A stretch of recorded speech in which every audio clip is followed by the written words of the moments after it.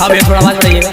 जी हाँ मेरे दोस्तों, हर साल के बाद इस साल भी नवयुवक सरस्वती पूजा समिति आप सभी भक्तजनों को हार्दिक अभिनंदन करती है और करती रहेगी। तो उठाइए दोनों हाथ और प्रेम से बोलिए सरस्वती माता की।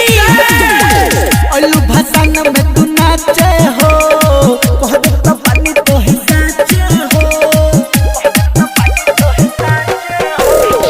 अलू भसान में तू नाचे हो, तो पानी तो है साचे हो।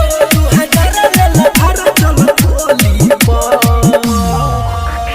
मार दे तो गोली भसान में जे बोली नचबू ना जाती तरोली पर मार दे तो गोली भसान में जे बोली नचबू ना जाती तरोली पर।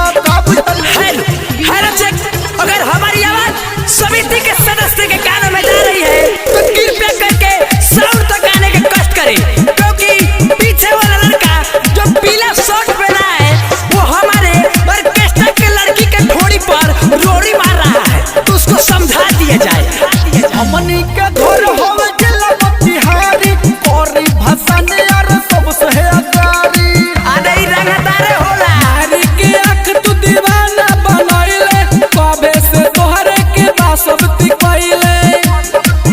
हम तो खुश भनी जान तोरा बोली पर